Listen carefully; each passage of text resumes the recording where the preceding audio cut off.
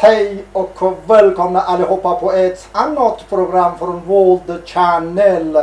Idag vi skaffade ett program som handlar om brist på självförtroende och stress. Vi bjuder en expert, läkare som heter Nazanin Wali, och vi strax börjar att prata med hennes angående om denna två ämnen. Om ni vill, ni kan gärna sitta kvar till sista av våra program trots att vi börjar och pratar med en främmande språk. Tack. مثلا اکثریت از حادثه های ناگوار که است اینا بیشتر روی خانما رخ میتن. مثلا بیشترین قضایای تجاوزهای جنسی و سوء استفاده جنسی در خانم ها است، با وجودی که در آقایان هم هست. بانو دکتر، والدین چه نقش برای جلوگیری از سوء استفاده های جنسی دارد؟ نقش والدین چی هست در اینا؟ از لحاظ روانشناسی اگر ما نقش والدین را در کل ملاحظه بکنیم، ما از اینجا برای طفل خود یاد میتیم که حتی مادرت، حتی پدرت حق مداخله در بدن تو را، حق تماس بدن تو را بدون اجازه ندارن. درودی بیکران خدمت تمامی شما بینندگان عزیزی که همین لحظه در پای این برنامه هستین و یک برنامه دیگر را از کانال جهان و کانال کیهان ملاحظه بفرمایید. رضا احمدی هستم با برنامه با شما در خدمت شما و در حضور شما عزیزان قرار میگیریم. شما متوجه هستین و ما همه ما میدانیم که در این روزها و در این شرایط سخت از بیماری کرونا عمدتاً مردم و جامعه و خانواده ها و فامیلا گرفتاری های شدید ناشی از استرس، ناشی از عدم اعتماد به نفس و امثال اینها دارد و ما امروز بانو دکتر نازنین ولی را دعوت کردیم که از علم و دانش و آگاهیشان و تخصصشان استفاده کرده و همه اطلاعات مربوط به این کار را، مربوط به این موضوعات را با شما عزیزان و بینندگان محترم شریک سازیم. دکتر نازنین ولی روی خط تصویری با ما هست. بانو دکتر خیلی خوش آمدین در برنامه با شما از کانال جهان. سلام و درود خدمت شما همکارای عزیزتان که به خاطر از برنامه کار میکنن و بیننده‌های عزیزی که بیننده از برنامه هستن و علاقه‌مند هستن که در مورد روانشناسی چیزایی بفهمن. خیلی متشکرم و ممنونم. ما البته در یک آنونس سویدنی قبل از این که شما لیسانس تان را در رشته روانشناسی به دست بگیرید، ما با بیننده های خود گفته بودیم که شما این کار را کردین، ولی حالا شما به نظرم که به می چند وقت است که شما لیسانس تان گرفتین، درست است خانم دکتر؟ بله دقیقاً مدت 1 سال میشه که من لیسانس خود در رشته روانشناسی از دانشگاه امریکایی آسیای مرکزی گرفتم و همچنان یک دیپلم از دانشگاه بارد نیویورک، بارد کالج در نیویورک گرفتم که هر دو رشته های مشاوره و روانشناسی کلینیکی و ارتباطات فامیلی هست و مدت 1 سال میشه فعلا که همراه خانمای مهاجر در داخل آلمان کار میکنم به شکل رضاکارانه برای خانمایی که در اثر مهاجرت در اینجا مشکلات را پیدا کردن، همراه از اونا کار میکنم. خیلی عالی. ما صمیمانه دیپلم و لیسانس شما را برای شما تبریک عرض میکنیم و امیدوارم که مسئله خدمت برای جامعه و مردم باشد که قطعا اینطوری هست. زنده باشین. تشکر. با دیپلم خود ما هر کدام قسم یاد کردیم برای اینکه از این معلومات برای خدمت به مردم استفاده بکنیم و به خصوص برای هموطنهای خود ما، کسایی که بیشترین نیاز روانشناسی را دارن در وضعیتی که فعلا افغانستان داره، در وضعیتی که افغانها دارن و در کنار از او برای هر انسانی که زندگی میکنه، برای هر انسانی که هست ما در خدمت هستیم. تشکر. زنده باشید. لطف کردید. بینندگان عزیز، حتما ما پیش از این که وارد سوالات شویم این را عرض میکنیم که اگر لطف کنید که کانال ما را و بیننده ما در کانال یوتیوب باشید و همچنان کانال ما را سابسکرایب کنید. ممنون میشم از شما و همچنان اضافه باید بکنم که برنامه با شما معمولا 2 پارت هست که پارت اولشان به صورت نرمال و پارت دومشان به صورت لایو تقدیم حضور شما خواهد شد. ما سوالات خود را از خدمت خانم دکتر آغاز خواهیم کرد. با ما باشید. بله بینندگان عزیز، ما در خدمت بانو دکتر نازنین ولی هستیم و سوالات را ازشان آغاز میکنیم. بانو دکتر، استرس چگونه شکل میگیرد و یا چگونه به وجود میآید؟ خب در مورد استرس باید بگیم که در هر وضعیت یا در هر شرایط هر انسانی که زندگی میکنه حتما استرس را تجربه میکنه در طول زندگی خود بارهای زیاده و استرس زمانی به وجود می آید که توقع و یا هم نیاز تغییر را انسان احساس میکنه.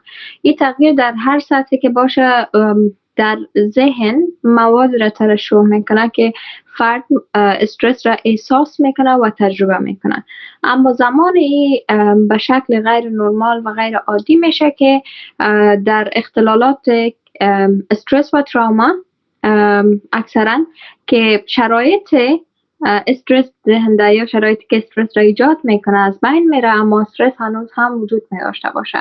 یعنی ذهن در زمانی که مشکل هست، در زمانی که نیاز به تغییر هست یا در زمانی که احساس میشه که توقع تغییر هست، استرس را به شکل نرمال ترشح میکنه. یعنی هر فرد میتونه یک استرس نرمال را تجربه بکنه. اما اگر زمان شرایط تغییر و شرایطی که پر از چالش ها است و تمام میشه و فرد هنوز هم استرس را تجربه میکنه، پس میتونیم بگیم که استرس به شکل غیر نرمال به وجود آمده و نیازی هست که به یک روانشناس مراجعه شوند. بسیار عالی. اون وقت تفاوت بین استرس و تراوما و یا تراما چی هست و چی تفاوت‌هایی هست و همچنان واژه تراوما یا تراوما را شما بیشتر اگه توضیح بدید برای عزیزان و بینندگان ما که بهتر و راحت‌تر بفهمه ممنون میشویم. بسیار خوب، سوال خوبه هست. در مورد مشکلات یا اختلالاتی که اختلالات مرتبط به استرس و تراما هست امروز ما صحبت میکنیم. پس خوب است که استرس را فهمیدن. در مورد تراما باید بگیم تراما به حالتها یا وضعیت‌های گفته میشه که فرد در خطر جدی و خطر واقعی مرگ قرار بگیره یا مشابه به آن. یعنی که مثل آفات طبیعی، مثل آفات که مثل مرض ها مثلا کرونا هست، مثلا تروریسم، مثلا تجاوزهای جنسی و اینا به تراما گفته میشن که فرد او را تجربه میکنه و در همچون مواقع ذهن به شکل بسیار زیاده یا مقدار بسیار زیاده استرس را تجربه میکنه و در این مواقع افراد از حالت عادی از حالت نرمال بیش از حد مضطرب میشن، بیش از حد استرس می داشته باشن و اینا تجربات تلختری نسبت به حالات نرمال را تجربه میکنن. پس ما میتونیم که تراما بگوییم. بسیار عالی. برندگان عزیز، اگر واضح‌تر بازم ما تکرار بکنم از بخش مهم صحبت‌های بانو دکتر رو که وقتی انسان در حالت ناگوار و حالت دشوار از زندگی قرار میگیره، مثل که یک حادثه بد و یک حادثه تلخ برای او اتفاق بیفته و بعد از اون دچار تراما میشه که واقعا عواقب خیلی بدی داره. امیدوار هستیم که برای کسی پیش نیاید و پیش و این کسی چنین کارهایی را تجربه نکند.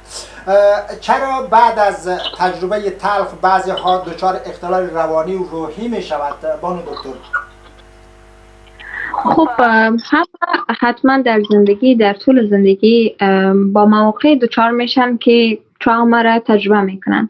یعنی در زندگی مواقع میشه که ما افرادی که خیلی دوست داریم را از دست بدیم یا که به بیماری های لاعلاج مثل کرونا ما مواجه شویم یا هم مورد آزار و اذیت جنسی یا سوء استفاده جنسی قرار بگیریم. یعنی شرایط ناگوار، شرایط که ناخواسته هستند و استرس بار هست، حتما در زندگی این مواقع به وجود می آیند. افراد هر کدامشان در برابر همچون شرایط عکس‌العمل‌های فردی خود می داشته باشند. یعنی که هر فرد عکس‌العملش در برابر هم مواقع میتونه که مرتبط به خواص بیولوژیکی، مرتبط به خواص ارثی، مرتبط به محیط، به وضعیت اجتماعی و بس موارد دیگه مثل شخصیت یا کاراکتریستیک شخصیتی و دوره طفولیت اینا باشه. یعنی نظر به این همه شرایطی که یک فرد میتونه با خود داشته باشه. بعضی از افراد بعد از اینکه تراما را تجربه میکنن، بعد از اینکه یک موقع ناگوار یا یک حادثه بد یا یک چیز را تجربه میکنن، اینا مشکلات یا اختلالات روانی را مواجه میشن. یعنی که ذهن از اینا عادت میکنه به عکس عمل دادنی که در حالتی ناگوار داده بود و باید آهسته آهسته روی از کار شود تا ذهن دوباره متوجه ازی شود که حالت ناگوار ختم شده و این فرد بتونه به شکل عادی به روال نرمال زندگی خود ادامه بده. بسیار عالی. بله بینندگان عزیز، شما بیننده برنامه با شما از کانال جهان و کانال کیهان میباشید. صحبت های ما با بانو دکتر نازنین ولی همچنان ادامه داره. بانو دکتر، آیا هر کسی که قربانی تجاوز جنسی می شود به اختلال استرس و تراما حتما گرفتار می شود یا اینکه فرد با فرد تفاوت دارد؟ خب تفاوت های فردی وجود داره. مثلا تفاوت هایی که از نگاه شخصیتی، از نگاه تجربیات دوران طفولیت، تفاوت های بیولوژیکی یا توان بدن یک فرد، چون اختلالات و اینا مرتبط به ذهن هستند یا مرتبط به مغز انسان هست. توانایی فیزیکی یا بیولوژیکی و توانایی مغز انسان میتونه تصمیم میگیره روی ای که یک فرد حادثه را چه قسم بگذرانه و چی تجربیات داشته باشه و پس از گذشتاندن این حادثه چقدر در برابر از این قدرت می داشته باشه.